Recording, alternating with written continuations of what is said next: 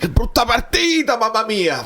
Me la sono dovuta rivedere per parlarne, perché non se ne può parlare senza vederla, è una mia idiosincrasia naturale. Ma dobbiamo fare screenshot. Poi sto sentendo notizie di mercato che riguardano Mario Kila e lo metto in copertina probabilmente perché rappresenta quella che è stata la partita. Kila ha annullato Højlund, il Napoli non ha trovato un altro modo di entrare in porta. Cominciamo.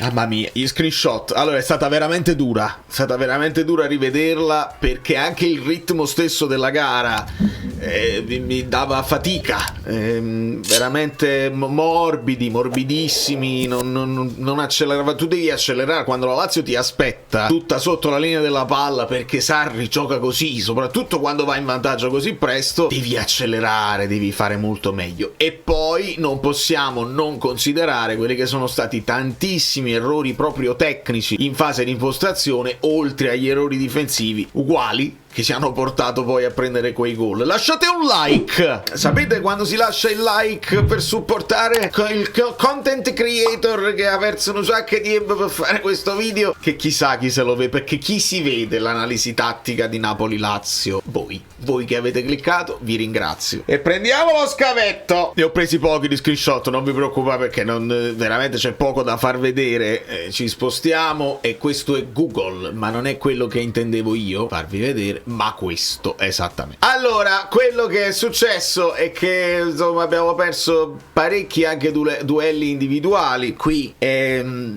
una cosa che la Lazio ovviamente fa, e soprattutto quando non hai un punto di riferimento strutturato davanti. Una volta viene incontro Noslin, una volta viene incontro Zaccagni, e quindi quando fai così o ti riesce l'anticipo, cosa che sta provando a fare qui Beukema e non gli riesce, capiterà anche un giorno dopo, lo vediamo, oppure devi tenere in mano, perché se si prende la palla e si gira, se tu stai sistemato. Ma qua abbiamo provato l'anticipo e non ha funzionato. Zaccagni quindi si porta avanti il pallone, Beukema lo accompagna con lo sguardo, arriva Politano a dare una mano, però con molta morbidezza, non è che intervengono di nuovo, aspettano, fa il movimento senza palla Taylor, lo insegue anche Sa, ma non ci arriva, e qua il classico taglio con la palla data all'indietro. In qualche modo Olivera si fa attrarre da Noslin, insomma uno davanti uno dietro. Cancellieri nominalmente deve essere di Olivera, però Spinazzola c'è, poi non riesce a intervenire, però l'aveva fatto l'accompagno al giocatore. Poi giocata facile, 0-1. Paradossalmente mi sento di dire Spinazzola meglio in difesa che in attacco, perché qua riesce a fare una diagonale dove anticipa Cancellieri. Stava succedendo la stessa cosa, perché molti palloni, molti pericoli sono arrivati dalla nostra destra. Insomma Tavares andava come un dannato, Zaccagni, e andavano poi a chiudere su Cancellieri. Qua fa un buon intervento Spina. Poi dobbiamo parlare della partita di Kevin, perché fa degli errori clamorosissimi da giocatore che non ha mai toccato un pallone in vita sua. Proprio gli scappa la palla, provato un tiro che è andato alle stelle, un cross fuori misura, diversi errori proprio banalissimi. E poi però piano piano è cresciuto nella seconda parte. Stavo partendo per Los Angeles, stavo sull'aereo E l'hanno fatta scendere? no. Partire da questo momento nel 23esimo, dove riesce a trovare una buona imbucata per il movimento di Højlund. Qua è bravo Romagnoli in scivolata a prendere pulito solo il pallone, però da questo momento in poi Kevin sale leggermente, non ai livelli che ci aspettiamo da De Bruyne ovviamente, però stava crescendo la sua prestazione. Poi qui che c'è, questo è l'infortunio di Buongiorno che poi porta al rigore per la Lazio. Qua mentre io dico grazie Lopo su Twix, perché alla fine lui rincorre fino a fare fallo, perché altrimenti Noslin avrebbe tirato a porta vuota e sarebbe stato già 0-2. Quindi io ringraziavo Lobotka, ma devo sottolineare che rivedendo la dinamica dell'azione, Lopo gli dà un pallone corto a Buongiorno. Buongiorno era molto più dietro e deve rincorrere la palla e prova a spazzarla perché non la può controllare più sul pressing di Noslin. Purtroppo qua il rimpallo pallone. Quindi qua io mi sento di dare purtroppo un pochino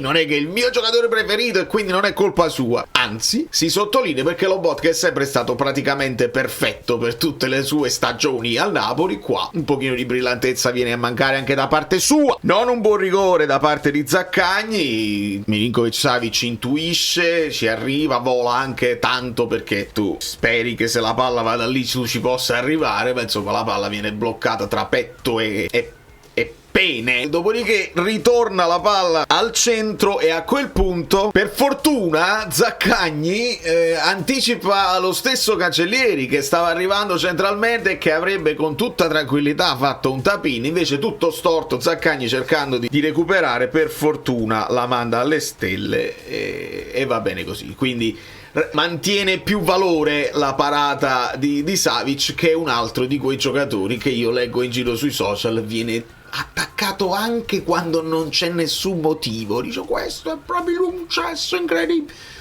Vabbè, questi però sono i giorni di infortunio di Hila. Avevo preso un altro screenshot dei rigori parati da Milinkovic-Savic perché arriva a 3 in Serie A con una media, ne abbiamo subiti 7, quindi con una media, lui ne ha subiti 7, 2 pure Meret, ma però Carmen, rigori con la pala e rigori parati, una media di 42. Insultavano Meret anche quando non era colpa sua, insultano Milinkovic-Savic anche quando non ha responsabilità. Vabbè, va bene, ma che faccia ridere? Se è lo sfizio vostro, soprattutto quando poi non ci sono più problemi di classifica. La mia idea, portiamola avanti. Vabbè, va bene. E non ha importanza che poi Savic fa anche questa parata su un altro tiro di Cancellieri leggermente deviato da Olivera, dove qua è una delle sue cose più difficili da fare per lui, che è molto strutturato, cioè cadere a terra, il pallone raso terra che spunta all'improvviso. Questa è una parata importante, la respinta è centrale, però dovevi fare la parata quella là di emergenza, quindi vabbè, schifo. Anche se non serve a niente, io ogni volta che prendo uno screenshot di Lobotka che fa una verticalizzazione lo devo far vedere, perché come al solito quando poi la frase è fatta, i tifosi che prendono le Lobotka non verticalizza mai, sempre passaggi all'indietro. Non è vero! Mi arrabbio mi arrabbio perché gli dovete dire altro. Ci sono altre cose su cui potete attaccare e criticare i giocatori, ma non le cose che non avvengono. Non avviene perché Lobotka quando può, quando ha senso, la verticalizzazione la fa, e questo è anche una sventagliata. Altra cosa che si dice, Lobotka gioca solo corto. Non è vero. Io poi ricordo l'analisi tra Demme e Lobotka, dove mi allargai e dissi pazienza e Gargano. Demme gioca sul corto e Lobotka gioca sul lungo. Quando hai una squadra che ti attacca di più, magari puoi utilizzare Demme che fa più fase difensiva. Quando devi attaccare metti Lobotka. Questa fu una prima analisi superficiale che feci quando cercavamo di capire le caratteristiche dei due registi che erano arrivati. Dopodiché Lobotka, dall'infortunio di Demme, cresce in maniera esponenziale anche a livello difensivo e diventa inamovibile. Lobotka fa schifo. Questo è il frame che dovete prendere se volete criticare Lobotka per la partita contro la Lazio. Qua lui teneva il passaggio facile come De Bruyne l'aveva fatto per Højlund che stava andando a mezzaluna, e qua incespica sul pallone e glielo tolgono. Questo sì, le altre cose no. Altra parata di Savic non difficile onestamente su questo tiro di Tavares, perché la Lazio ne ha avute di occasioni nel primo tempo e ha legittimato assolutamente la vittoria. E il secondo gol arriva tale quale al primo, perché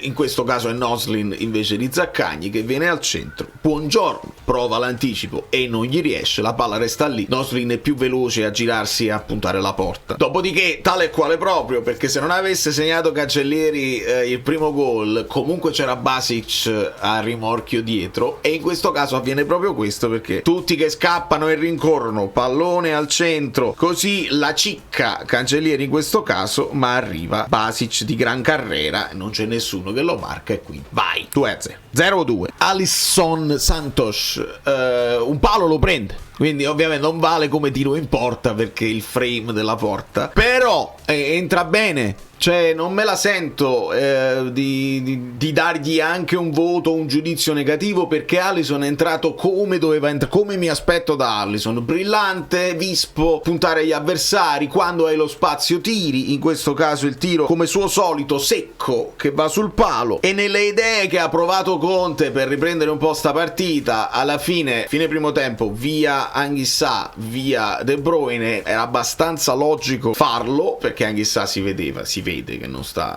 al massimo, e questa è una cosa che gli devi chiedere a Conte. Dice: ma ti sei sicuro che mettendo sulla bilancia quello che ti può dare Anguissa al 50% è meglio di un Gilmour o di un Elmas anche adattato là, se non vuoi spostare McTominay dalla tre quarti? Quindi entra Elmas al posto di De Bruyne, che si mette poi in marcatura su Cataldi, anche se la Lazio ti ha aspettato, quindi la marcatura sul regista era quasi superflua. McTominay si abbassa, non cambia molto non cambia molto onestamente, però la presenza di Alisson sicuramente mette un pochino più in apprensione la Lazio. E poi quando esce anche Lobotka, che ha preso pure delle botte, quindi non stava al massimo, si abbassa anche Elmas, diventa centrocampo a due McTominay Elmas, che mi è piaciuto di più di quello che hanno fatto Lobotka Anguissa, e si sposta poi Giovane come secondo trequartista insieme a Alisson, quindi Giovane la seconda punta, così poi entrerà anche Mazzocchi al posto di Politano, Gutierrez al posto di Spinazzola, un pochino tutti più propositivi anche nel far partire qualche cross che poi non sono stati efficaci perché non arrivavano precisi o perdiamo il duello, però un pochino più vispo il Napoli nel finale di partita, nonostante io mi sono scritto tanto possesso sterile, giro palla lento, secondo tempo ancora più errori in fase di impostazione, molto male per quanto abbia visto, insomma il giro palla che deve partire da Buongiorno, da Beuke, ma Beuke è partita veramente negativa in entrambe le cose, e quindi la Lazio non ti doveva nemmeno, anche perché la Lazio non lo fa, non è che ti manda tutti e tre gli attaccanti sulle cose, ti aspetta, quindi il centravanti della Lazio può mettersi a schermare uno dei tuoi registi, e se lasci la palla a Buongiorno non succede niente che illumini il campo, insomma, è che così, quindi ti hanno aspettato con grandissima tranquillità e tu non eri mai efficace o pericoloso. Quindi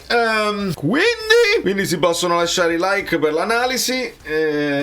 Io continuo a pensare che insomma quando fai queste prestazioni sottotono ci può essere mancanza di brillantezza fisica, ci può essere che tu puoi dare qualcosa in più anche a livello di intenzione di dimostrare. Ho visto un atteggiamento, l'unico che si staglia rispetto agli altri è McTominay, quando Dia fa quel fallo su Buongiorno gratuito, McTominay gli va a muso duro come a dire non c'è bisogno, perché stai facendo una cosa del genere, ti dà quell'impressione di capitano, di dignità, di non voler uscire sconfitti anche a livello fisico. Poi sui sorrisi di altra gente lo stendo il velo pietoso, non mi interessa. Ma prima, perché adesso parliamo anche di Chila, ringrazio sempre Angelo che mi fa queste grafiche meravigliose per le pagelle degli amici bellini del gruppo Telegram, il premio Reali va al nostro portiere, e quando è così già ti rendi conto che insomma vuol dire che il resto della squadra non è andata benissimo, hai perso, hai preso comunque 2 gol e il migliore è il portiere, non va bene. Milinkovic-Savic 6,5. Chissà se questi adesso li scopro adesso i voti, non li leggo prima. Beuke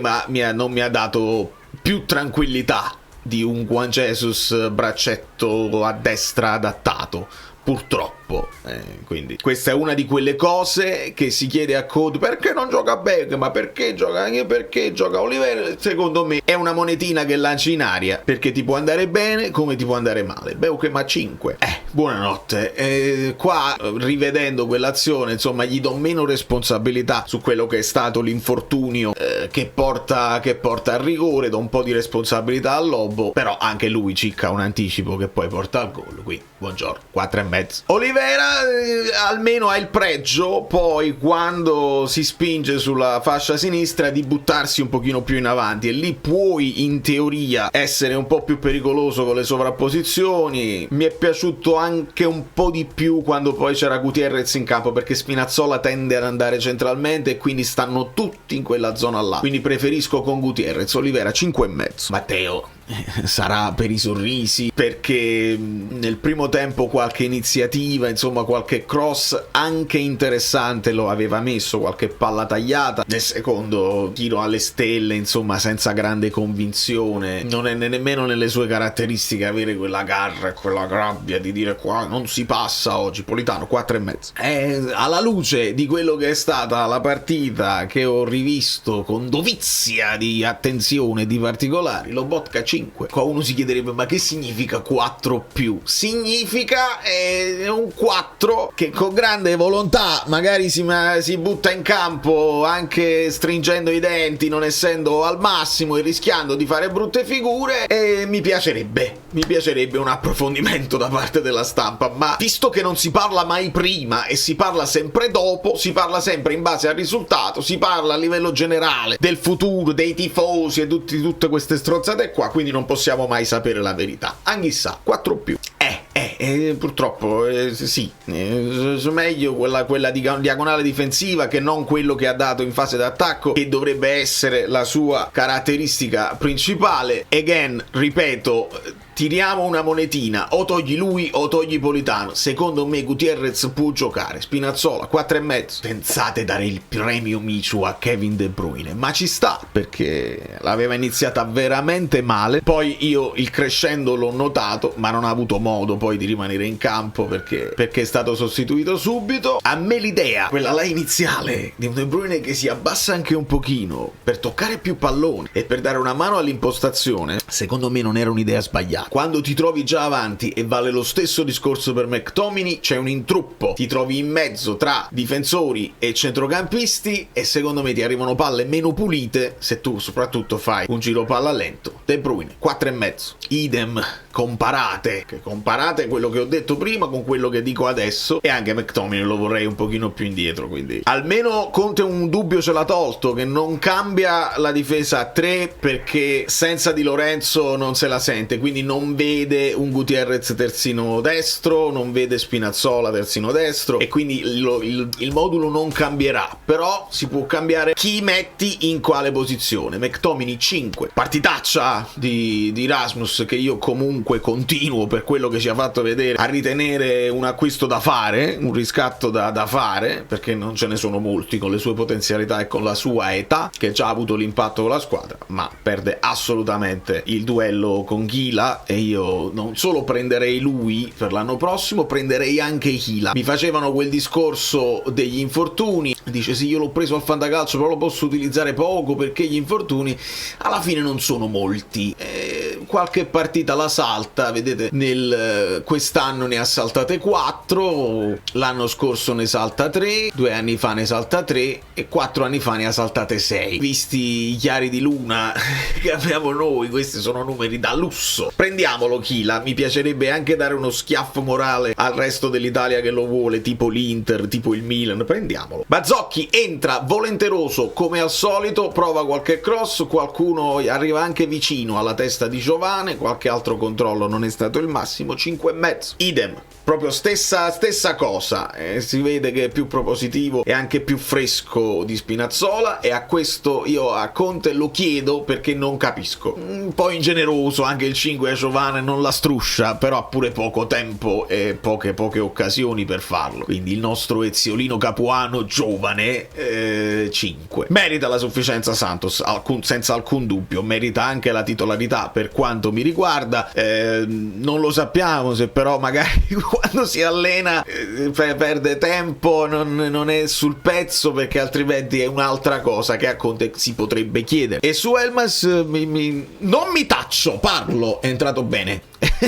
Secondo me è entrato molto bene, rincorrendo con grande foga tutti gli avversari e con pulizia ha cercato di giocare palloni semplici quando poi è stato spostato al centrocampo. Il 6- mi sembra un voto corretto. E ci sta l'insufficienza a Conte, perché non ha trovato un modo di cambiare l'inerzia della partita. Certo, gli errori individuali non dipendono da lui, però bisognava trovare un altro modo di attaccare la Lazio, perché se Højlund è completamente schermato e la palla non gli arriva, una delle cose che avevo apprezzato di Conte era la capacità di cambiare anche piano gara e moduli. Qualcosa di nuovo era il caso di vederlo. E un piccione senza infamia e senza lode, insomma, solo non mi è piaciuto qualche fischio, proprio quando fanno il fischio intenso e lungo, che sembra più grave, su falli che non c'erano, oppure un paio di fuorigioco che il dubbio mi rimane, ma poca roba onestamente. E quindi questo è. Vi ringrazio per l'ascolto, siete dolcissimi, perché rivedere, risentire parlare anche di questa partita credo che sia veramente una cosa da veri eroi, mentre De Laurentiis oggi mi è arrivato, penso di averlo messo come intermezzo out of context, perché non ha fatto sembra quasi che sai poco. Allora,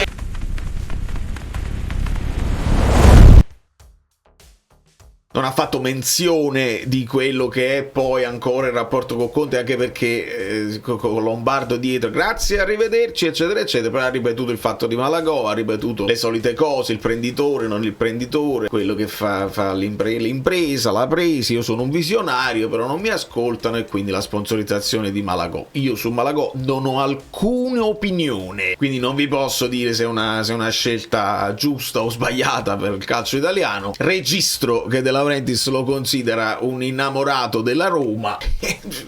Non cominciamo bene se mettiamo a uno che già sappiamo che ha un tifo sfegatato, perché poi le polemiche diventano automatiche. Ma tanto questo è il nostro destino. Andatevi a vedere la Premier League, dove il City ha battuto l'Arsenal, e se vince la prossima sono appaiate a pari punti, con stesso numero di vittorie, di pareggi e di sconfitte.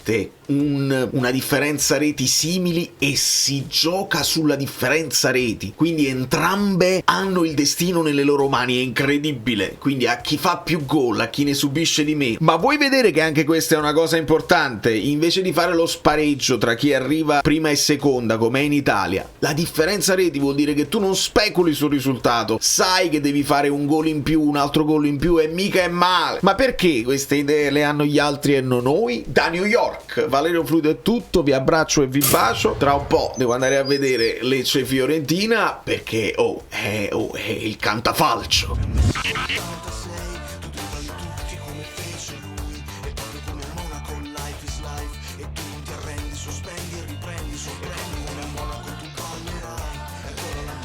Legarci tutti come la grande mela che non dorme mai, il frutto delle scelte di una vita che